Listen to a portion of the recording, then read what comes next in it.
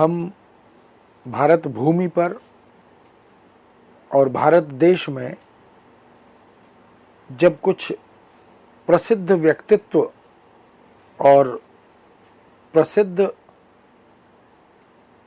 कलाकार, रचनाकार, राजनीति के क्षेत्र में, धर्म के क्षेत्र में, अध्यात्म और भक्ति के क्षेत्र में, योग के क्षेत्र में जब हम दृष्टि डालते हैं तो कुछ ऐसे प्रसिद्ध व्यक्तित्व, ऐसे विलक्षण और विराट व्यक्तित्व हमारे समक्ष उभर कर आते हैं, जिनके अवदान को, जिनके प्रदेय को हम सभी भारतवासी स्मरण करते हुए नमन करते हैं। ऐसे ही एक महान और विराट व्यक्तित्व डॉक्टर भीमराव अंबेडकर हैं, जिनके अवदान के प्रति हम कृतज्ञ हैं और उनके उस स्तुत्य अवदान को हम एक बड़ा योगदान भारतीय संविधान के आर्किटेक्ट के रूप में हम उन्हें याद करते हैं, उनके उस योगदान को नमन करते हैं। महान व्यक्तित्व डॉक्टर भीमराव अंबेडकर जी की जन्म तिथि 14 अप्रैल है।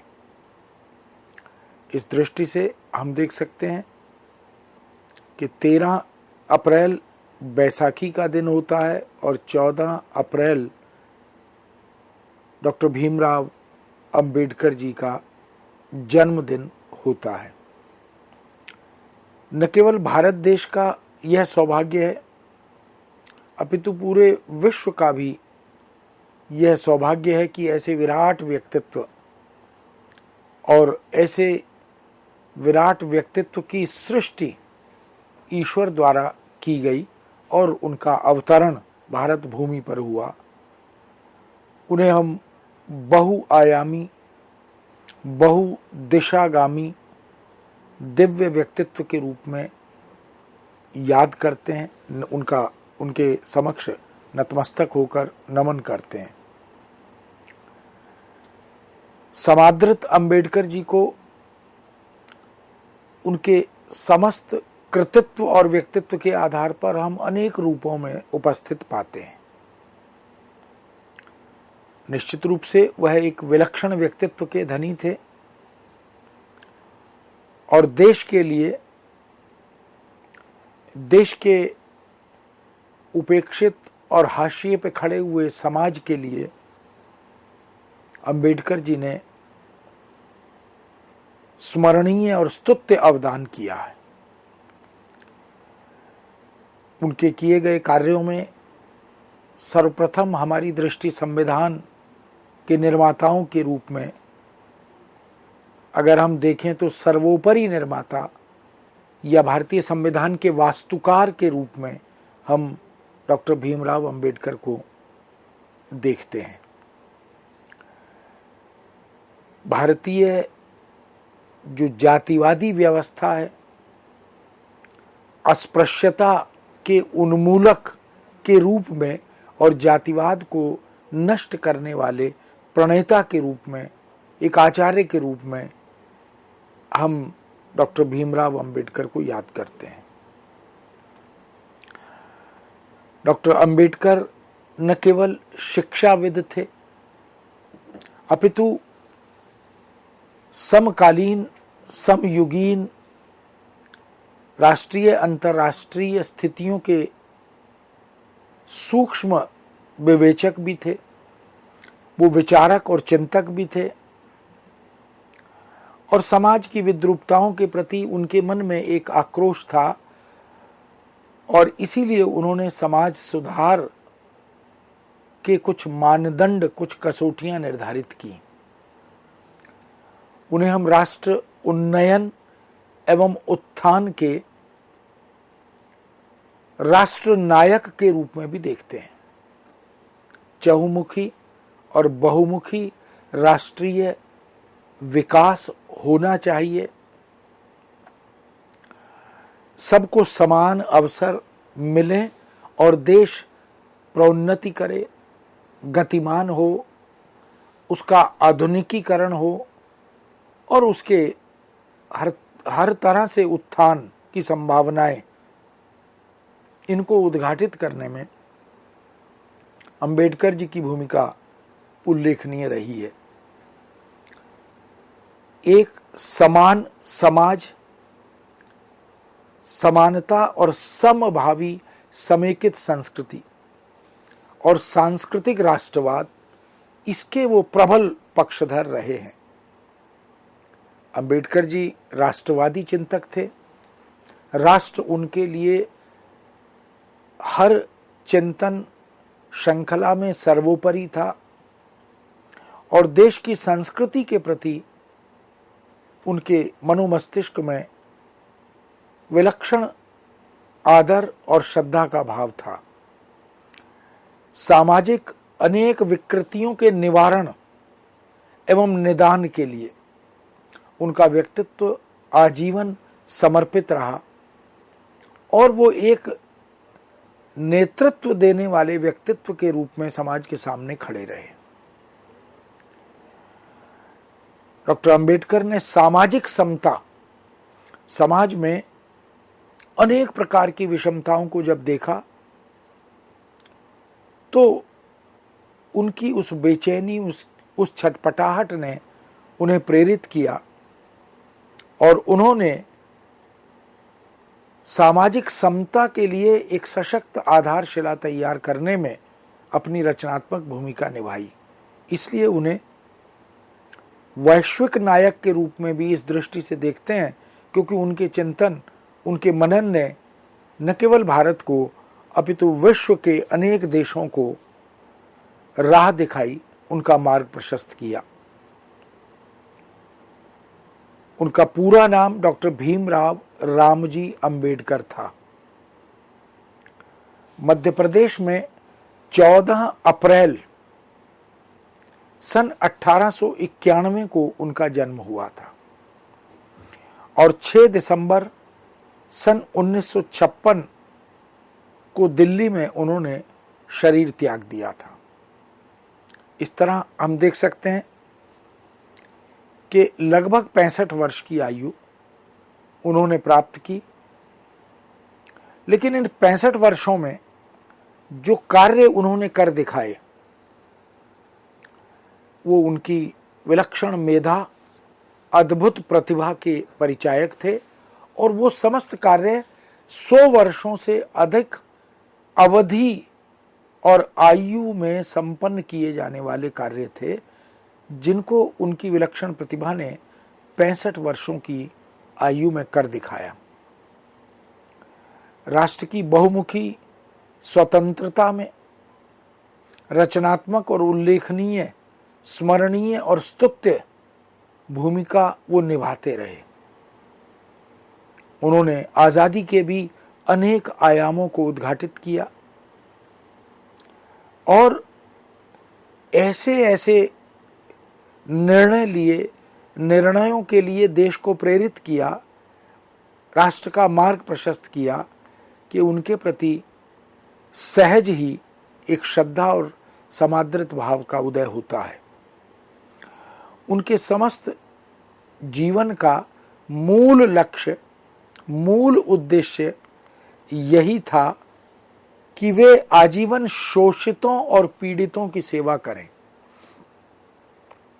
यह जो एक सात्विक उद्देश्य उन्होंने देश के सामने रखा, एक बड़ा समाज शोषित समाज था, एक बड़ा वर्ग पीड़ित वर्ग था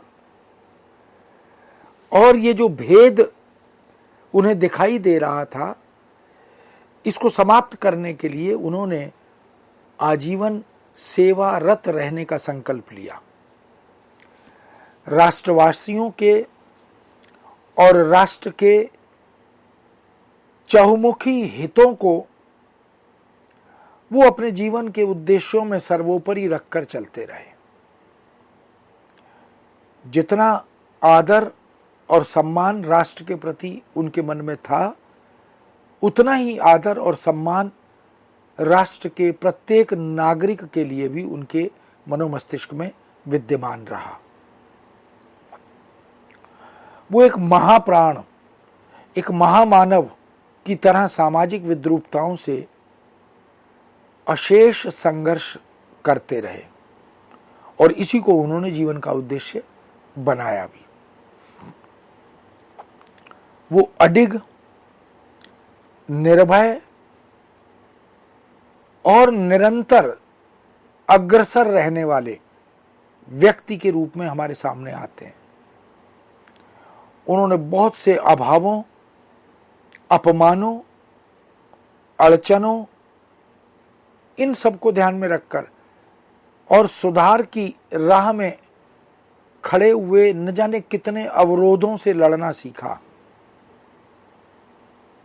उन्हें परास्त करना, इन सारी अड़चनों, अपमानों, अभावों, अवरोधों को परास्त करना और अपनी विलक्षण मेधा और प्रतिभा से संघर्ष और संकल्प के साथ आगे बढ़ते हुए सामर्थ्य और जुझारूपन से समस्त नकारात्मकताओं को आमूल उखाड़ फेंकने और उनको नष्ट करने का संकल्प उन्होंने लिया था। इसीलिए उनका व्यक्तित्व असामान्य व्यक्तित्व था, विशेष व्यक्तित्व था, क्योंकि जो वो सोच लेते थे उसे कार्यान्वित करने के लिए वो सदा सर्वदा तत्पर और प्रस्तुत रहते थे। भारत देश को स्वतंत्र कराकर उसे आत्मनिर्भर और आधुनिक दृष्टि से सशक्त बनाना, ये उनके जीवन का लक्ष्य था। बाबा साहब के सपनों का भारत एक विलक्षण, एक अनूठा, एक निराला भारत था, जिस भारत का संविधान उन्होंने बनाते हुए देशवासियों के लिए, राष्ट्रवासियों के लिए कुछ परिकल्पनाएं और कुछ प्राक कल्पनाएं की थीं। उनका भारत आर्थिक समानता और सार्वजनिक संपन्नता का भारत था। इस देश का प्रत्येक नागरिक अर्थ की दृष्टि से, धन की दृष्टि से समान अधिकारी है और इसलिए कोई बहुत अमीर, बहुत पूंजीपति हो, कोई बहुत गरीब और पिछड़ा रह जाए, यह उन्हें स्वीकार्य नहीं था। इसीलिए वो सार्वजनिक संपन्नता की बात करते थे। तकनीकी रूप में उन्नत, गतिशील तथा प्रौद्योगिकी की दृष्टि से समृद्ध भारत उनके सपनों का भारत था। वो तकनीक में, उद्योग में, प्रौद्योगिकी में भारत को सबसे ऊपर, सबसे आगे देखना चाहते थे। इसलिए समस्त भारतवासियों को प्रत्येक दिशा और क्षेत्र में समान अवसर प्रदान करने वाले व्यक्तित्व के रूप में वो हमारे सामने आते हैं। कोई किसी जाति, किसी धर्म, किसी भाषा, किसी समुदाय, किसी क्षेत्र का व्यक्ति हो, उन सबको राष्ट्र की तरफ से समान अवसर मिलने चाहिए। संपूर्ण देशवासियों को सुशिक्षित, सकुशल और कला संपन्न बनाने वाले भारत की परिकल्पना वो करते थे। एक ऐसा देश चाहिए, एक ऐसा भारत चाहिए जहां के प्रत्येक नागरिक को, प्रत्येक देशवासी को सुशिक्षित बनाया जाए। वह साक्षर हो, वह ज्ञानवान हो, वह सकुशल यानी कौशल विकास हो और कलात्मकता की दृष्टि से अभिरुचि और संपन्नता, ऐसे समृद्ध और संपन्न भारत की परिकल्पना वो करते थे। देश के निचले, उपेक्षित तथा हाशिए पर जी रहे समाज को, सभी नागरिकों को, मेहनत मशक्कत करने वाले मजदूरों और खून पसीना बहाने वाले किसानों को आत्मसम्मान के साथ जीने का अधिकार है। उनको इस जीवन यापन के समान अवसर मिलने चाहिए। ऐसे समान अवसरों की उपलब्धता का संकल्प लेने वाले डॉक्टर भीमराव अंबेडकर का भारत वास्तव में एक अलग भारत था। स्वाभिमान के साथ जीने की कला सिखाने वाला और भारतीय राष्ट्रीय एवं सांस्कृतिक मूल्यों के लिए जीने मरने की शिक्षा और प्रेरणा देने वाला ऐसा भारत था। उनकी जो परिकल्पना थी, वो चाहते थे कि हर भारतवासी स्वाभिमान के साथ अपना जीवन यापन करे, ससम्मान सगर्व उसे ये होना चाहिए कि वह भारत भूमि का नागरिक है, निवासी है और जीवन के जीने की कला, वो कला उसे आनी चाहिए। और जो सांस्कृतिक विरासत हमारे मूल्यों की है, भारतीय सामाजिक, नैतिक, धार्मिक, आध्यात्मिक, इन सब मूल्यों के लिए भारतीय नागरिक को जीने मरने की शिक्षा मिलनी चाहिए और प्रेरणा मिलनी चाहिए। ऐसी परिकल्पना भीमराव अंबेडकर जी की दिखाई देती है। अस्पृश्यता का अंत, यह जो स्पृश्य रोग था छुआछूत का, जिसको गांधी जी हरिजन कहकर संबोधित करते रहे, उपेक्षित, पिछड़ा वर्ग, निर्धन वर्ग, कृषि समुदाय का वर्ग, ये सब, इनको जो पूंजीपति थे, जो धनवान थे, वो अस्पृश्य मानते थे। इस अस्पृश्यता के अंत का संकल्प डॉक्टर अंबेडकर ने लिया था और उसके स्थायी निवारण की परिकल्पना उन्होंने की थी। इसलिए संपूर्ण हिंदू समाज को वो बलशाली बनाना चाहते थे और ऐसे सशक्त, ऐसे ताकतवर, ऐसे बलशाली हिंदू समाज की निर्मिति वाला भारत, वो उनकी परिकल्पना में दिखाई देता है। डॉक्टर अंबेडकर ने यह भी देखा कि समाज में मेरे तेरे का, अपने पराये का, पक्षपात का भेद बहुत अधिक है। इसलिए उन्होंने पक्षपात रहित, तटस्थ, मानवीय, सशक्त ढांचे का निर्माण करने वाला भारत बनाने का सपना देखा था। कोई किसी को पक्षपात करके नैतिक मूल्यों के साथ खिलवाड़ न करे। हमें तटस्थ रहकर, निष्पक्ष रहकर पूरे मानवीय ढांचे को सशक्त बनाना है और ऐसे सशक्त ढांचे का निर्माण करते हुए एक मजबूत भारत का निर्माण करना है, ऐसी उनकी सोच थी। पिछड़े, निचले, उपेक्षित वर्ग के, दलित एवं निर्धन वर्ग के, सुख सुविधाओं से वंचित समुदाय के प्रत्येक भारतीय, प्रत्येक व्यक्ति, प्रत्येक नागरिक की राष्ट्र निर्माण में उल्लेखनीय भूमिका होनी चाहिए। यह, इस भूमिका को तय करने वाला भारत वो देखना चाहते थे। यानी अगर कोई व्यक्ति कृषि के व्यवसाय से जुड़ा है, कोई मजदूर मेहनत मशक्कत करके अपना और परिवार का जीवन यापन करता है, तो देश के चहुमुखी और बहुमुखी निर्माण और विकास में उन किसान समुदाय और मजदूर वर्ग के भारतीय नागरिकों की भूमिका भी बड़ी स्पष्ट होनी चाहिए, उल्लेखनीय होनी चाहिए। इस तरह के भारत की परिकल्पना अंबेडकर जी ने की थी। अर्थ की दृष्टि से और अर्थव्यवस्था के अंतिम पायदान पर खड़े हुए प्रत्येक राष्ट्रीय नागरिक को भी वह राष्ट्र निर्माण में सहभागी बनाने वाला भारत देखना चाहते थे। उनको लगता था कि राष्ट्र के चहुमुखी बहुमुखी विकास की परिकल्पना केवल धनाढ्य वर्ग, केवल पूंजीपति वर्ग, केवल व्यावसायिक वर्ग ही ना करे, वह तो करे, लेकिन उसके साथ साथ ये जो हाशिए पर पड़ा हुआ समाज है, ये जो पिछड़ा वर्ग है, ये जो उपेक्षित वर्ग है, इनकी भूमिका भी राष्ट्र निर्माण में बहुत स्पष्ट और उल्लेखनीय होनी चाहिए।